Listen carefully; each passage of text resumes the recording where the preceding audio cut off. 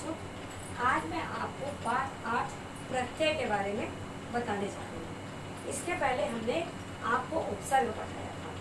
उपसर्ग में क्या था कि वे शब्दांश जो शब्द के पहले जुड़कर उसके अर्थ में परिवर्तन ला देते हैं, वे उपसर्ग कहलाते हैं। परंतु प्रत्यय में वे शब्दांश जो शब्द के अंत में लगकर उसके अर्थ में परिवर्तन ला देते हैं, वे प्रत्यय कहलाते हैं।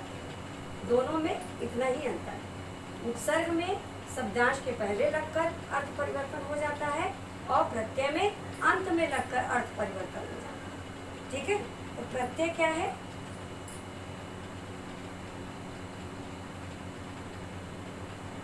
वे शब्दांश जो शब्द के अंत में लगकर शब्द के अंत में लगकर उसके अर्थ में परिवर्तन ला देते हैं, परिवर्तन ला देते हैं, वे प्रत्यय कहलाते हैं। वे प्रत्यय कहलाते हैं। यानी कि जो शब्द के अंत में जुड़ते हैं वही प्रत्यय कहलाते हैं। प्रत्यय जो है वे शब्दांश होते हैं।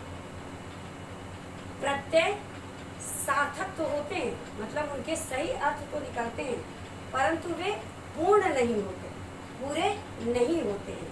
इसलिए ये वाक्य में स्वतंत्र रूप से प्रयोग नहीं किए जा सकते।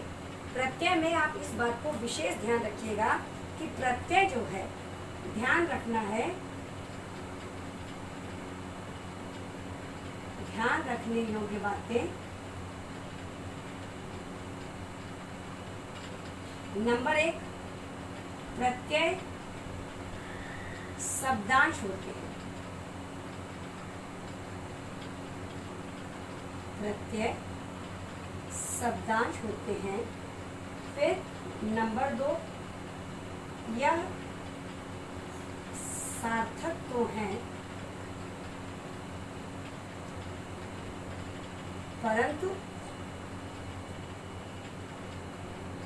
अपूर्ण होते हैं, यानी कि ये पूरे नहीं होते, अपूर्ण होते हैं। इसलिए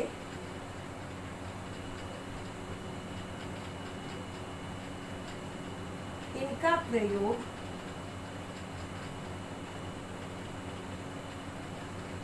स्वतंत्र रूप से नहीं किया जाता।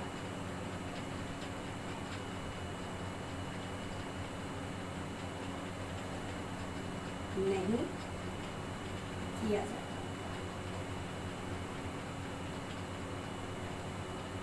सार्थक तो है, सार्थक तो है का अर्थ है सही अर्थ वाले, है ना, जो सार्थक कहलाते हैं, जिनका अर्थ तो सही निकलता है।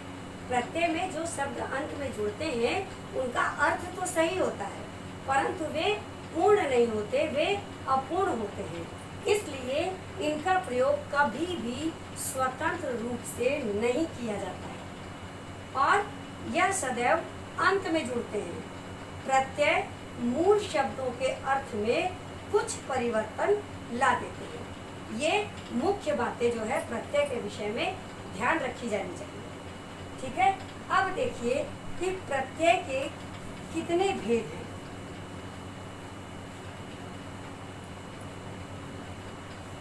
प्रत्यय के भेद, प्रत्यय के भेद, प्रत्यय के 2 भेद हैं।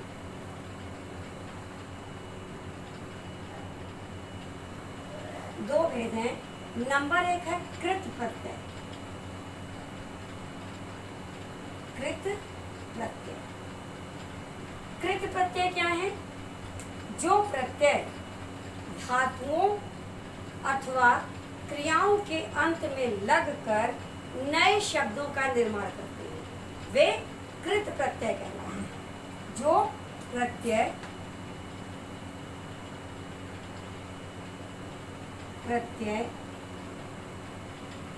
धातुओं तथा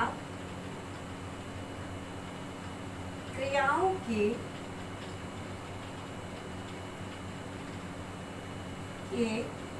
अंत में लगकर नए शब्द बनाते हैं, नए शब्द बनाते हैं, वे कृत प्रत्यय कहलाते हैं, वे कृत प्रत्यय कहलाते हैं। ठीक है। जो प्रत्यय धातुओं तथा क्रियाओं के अंत में लगकर नए शब्द बनाते हैं, वे कृत प्रत्यय कहलाते हैं। जैसे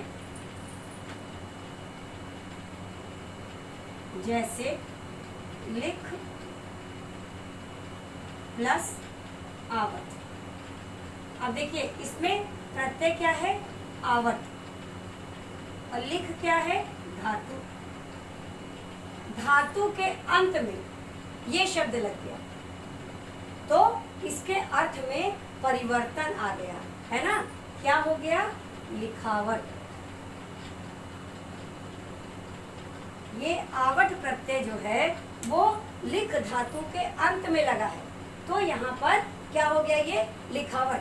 ये प्रत्यय लग करके धातु के अंत में लगकर इसने इसके अर्थ में जो है वो परिवर्तन कर दिया। ठीक इसी प्रकार कृत प्रत्यय के अंत में जो जुड़ते हैं, इसी कारण इनके योग से बने शब्दों को कृदंत भी कहते हैं। एक तो कृत प्रत्यय हो गया, फिर इनके योग से, इनके जोड़ से जो शब्द बन जाते हैं वे क्या कहलाते हैं? कृदंत, है ना? कृत प्रत्यय जो क्रिया के अंत में लग जाते हैं, कृत प्रत्यय क्रिया के अंत में जुड़ते हैं,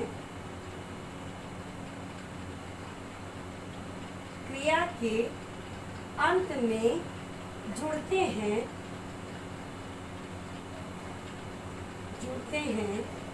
इसी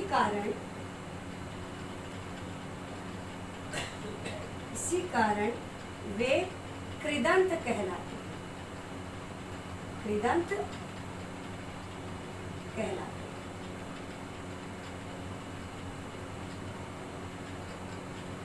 ठीक है। क्रिया के अंत में जुड़ गए तो वो क्या हो गए? कृदंत। कृत प्रत्यय जो है वो 5 प्रकार के होते हैं। अभी हम आपको प्रत्यय के बारे में बता रहे कि प्रत्यय कितने प्रकार के होते हैं। तो प्रत्यय 2 प्रकार के होते हैं, एक कृत प्रत्यय और एक तद्धित प्रत्यय। तो अभी हम आपको सिर्फ कृत प्रत्यय के बारे में समझा रहे हैं। तो कृत प्रत्यय क्या है? जो प्रत्यय धातुओं तथा क्रियाओं के अंत में लगकर नए शब्द बनाते हैं वे कृत प्रत्यय कहलाते हैं। अब देखिए जैसे लिख धातु, आवट प्रत्यय, और ये मिलाकर क्या हो गया? लिखावट। तो इसके अर्थ में जो है परिवर्तन आ गया। ठीक, ये धातु का हो गया।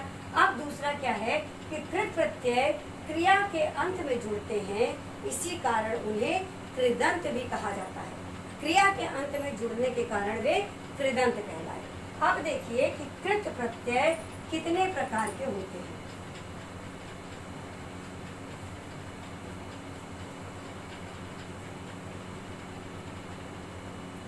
कृत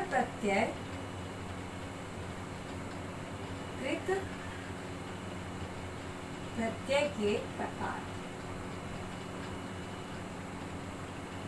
ठीक,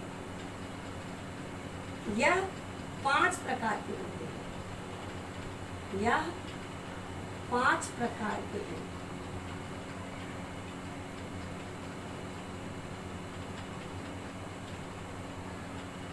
यह 5 प्रकार के होते हैं। कौन कौन से? नंबर 1 कर्तृवाचक यानी करने वाला, कर्ता। नंबर 2 कर्मवाचक जो कर्म किया गया। नंबर 3 करणवाचक जिसके कारण किया गया, नंबर 4 भाववाचक, ठीक, और नंबर 5 क्रियार्थक जो क्रिया का अर्थ, ठीक है। पहला क्या हो गया आपका कर्तृवाचक, कर्तृवाचक। अब कर्तृवाचक क्या है? कर्ता का बोध कराने वाले, यानी जो कार्य कर रहे हैं, कर्ता, कर्ता कार्य करने वाला होता है ना, तो जो कार्य कर रहे हैं, जो करता है, उनका जो ज्ञान कराता है वो कहलाता है कर्तृवाचक प्रत्यय। जैसे इयल, अड़ प्लस इयल, इयल जो है वो प्रत्यय है, तो ये मिलाकर क्या हो गया अड़ियल, धातु से इसका मेल हो गया, ठीक। इसी प्रकार सड़ियल, मरियल, आक, तैराक, है ना, फिर उड़ाक, चालाक, ऐया, पढ़ैया, तो गवैया, नचैया, इस तरीके से जो कर्ता का बोध कराते हैं। कर्तृवाचक में कर्ता का बोध कराने वाला, कर्ता का बोध कराता है, कर्तृवाचक कर्ता का बोध कराता है, ठीक। अब आपका दूसरा आ गया कर्मवाचक कृत प्रत्यय। दूसरा क्या है? कर्मवाचक। कर्मवाचक नाम से स्पष्ट है, किसका बोध कराएगा? कर्म का। जब कर्तृवाचक कर्ता का बोध कराता है तो कर्मवाचक किसका बोध कराएगा? कर्म का, जो कर्म का बोध कराता है, ठीक है। जो कर्म का बोध कराता है वह कहलाता है कर्मवाचक प्रत्यय। जैसे औना, प्रत्यय क्या हो गया? औना। खेल प्लस औना यानी कि खिलौना। ना, खा प्लस ना यानी कि खाना। खा धातु है, ठीक, खेल धातु है। सूंघनी, सूंघनी, तो जैसे नी प्रत्यय, सूंघ प्लस नी यानी सूंघनी। तो लास्ट में जो शब्द लगे कर्म, कर्म का जो बोध कराए वह कर्मवाचक कहलाता है। फिर तीसरा आपका आता है करणवाचक। कौन सा? करणवाचक। करणवाचक में करण अर्थात साधन का बोध कराता है। हमने आपको पहले बताया जो साधन का बोध कराए, साधन का जो बोध कराता है, ठीक, ये हो गया आपका करणवाचक। अगर आपने कारक पहले पढ़ा है और आपको कारक के चिन्हों के बारे में पता है तो ये आपको अच्छी तरीके से ज्ञात इसका हो जाएगा ज्ञान कि कर्ता ने कर्म को करण से, तो करण से यानी जिसके साधन से, ठीक। ये आपके वही विभक्ति चिन्ह हैं जिनके माध्यम से आपको प्रत्यय का ज्ञान होता है कि कर्तावाचक, कर्तृवाचक क्या है, कर्मवाचक क्या है, करणवाचक क्या है, ठीक है। फिर करण अर्थात साधन का बोध कराने वाले प्रत्यय को करणवाचक कृत प्रत्यय कहते हैं। जैसे ठेला, आ प्रत्यय, झाड़ना ना या झाड़न ना प्रत्यय, मथानी ना नी प्रत्यय। तो अब आता है आपका चौथा भाववाचक प्रत्यय। चौथा क्या है? भाववाचक। भाववाचक प्रत्यय यानी क्रिया के व्यापार या भाव का बोध कराना। क्रिया के व्यापार या भाव का बोध कराता है, वो हो गए आपके भाववाचक प्रत्यय, ठीक। जैसे चुनौती, औती प्रत्यय हो गया, चढ़ाई, आई प्रत्यय हो गया, दिखावा, आवा प्रत्यय हो गया। तो इस तरीके से यह क्रिया के व्यापार या भाव का बोध कराते हैं, ठीक। ये हो गए आपके भाववाचक प्रत्यय। अब आपका आता है क्रियार्थक कृत प्रत्यय। क्रियार्थक, क्रियार्थक प्रत्यय क्या है? संज्ञा, अव्यय अथवा विशेष प्रकार की क्रिया शब्दों का बोध कराने वाला, है ना। अव्यय, संज्ञा या विशेष प्रकार के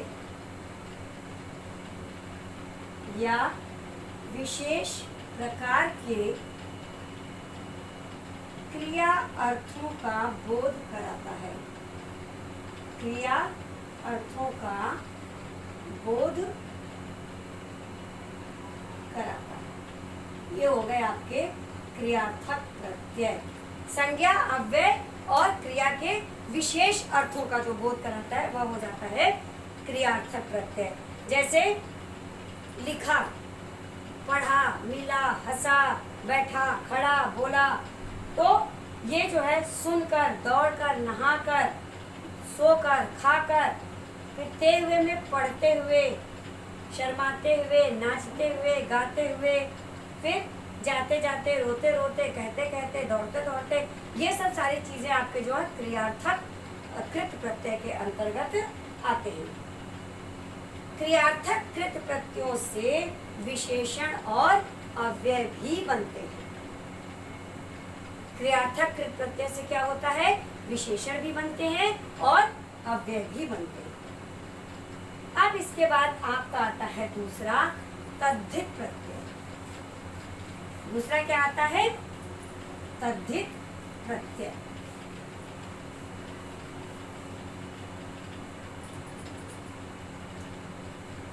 नंबर 2 तद्धित प्रत्यय। अब तद्धित प्रत्यय किसे कहते हैं, संज्ञा, सर्वनाम, विशेषण से जुड़कर नए शब्द बनाने वाले प्रत्यय तद्धित प्रत्यय कहलाते हैं। संज्ञा, सर्वनाम व विशेषण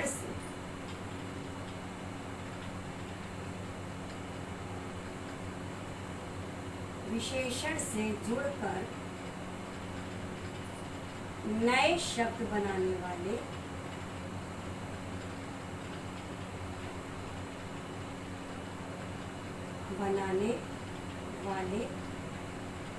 तद्धित प्रत्यय कहलाते हैं।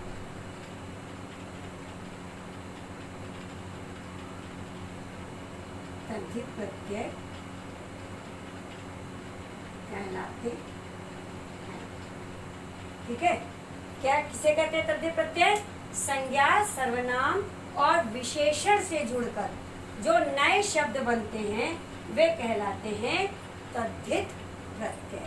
अब देखिए, तद्धित प्रत्यय जो है वे 8 प्रकार के होते हैं।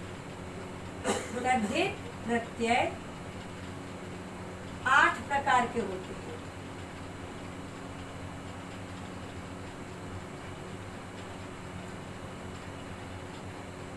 नंबर 1 कर्तृवाचक,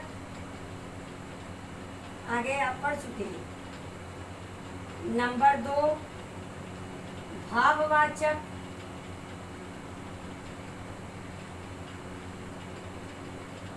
नंबर 3 संबंधवाचक,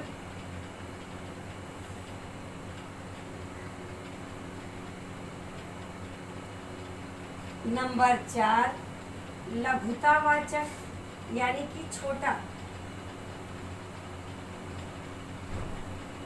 ठीक। नंबर 5 स्त्रीवाचक,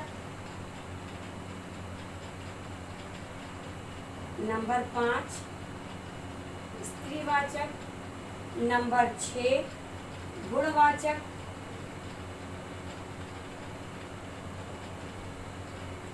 नंबर 7 सादृश्यवाचक,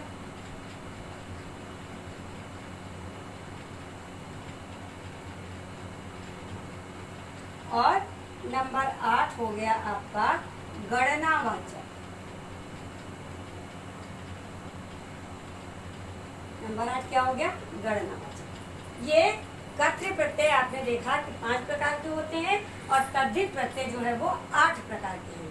कौन कौन से हैं, कर्तृवाचक, भाववाचक, संबंधवाचक, लघुतावाचक, स्त्रीवाचक, गुणवाचक, सादृश्यवाचक और गणनावाचक। तो इस प्रकार जो है कर्तृवाचक यानी कर्ता का बोध कराने वाले, भाववाचक भाव का बोध कराने वाले, ठीक, संबंधवाचक संबंध का ज्ञान कराने वाले, लघुतावाचक लघु अर्थात छोटी चीजों का ज्ञान कराने वाले, स्त्रीवाचक पुल्लिंग शब्दों को स्त्रीलिंग शब्दों में बदलने वाले, गुणवाचक गुण का बोध कराने वाले, सादृश्यवाचक समानता का बराबरी का बोध कराने वाले और गणनावाचक संख्या का बोध कराने वाले। मोटे तौर से आप इसको समझ लीजिए कि 8 प्रकार के होते हैं।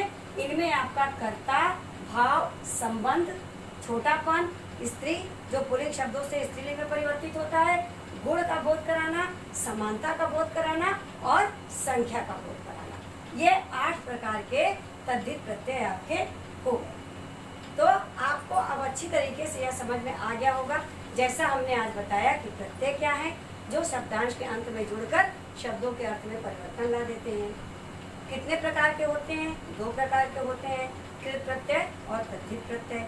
कृत प्रत्यय कितने प्रकार के होते हैं? 5 प्रकार के होते हैं। और तद्धित प्रत्यय कितने प्रकार के होते हैं? 8 प्रकार के होते हैं। उम्मीद है आपको अच्छी तरीके से समझ में आ गया होगा।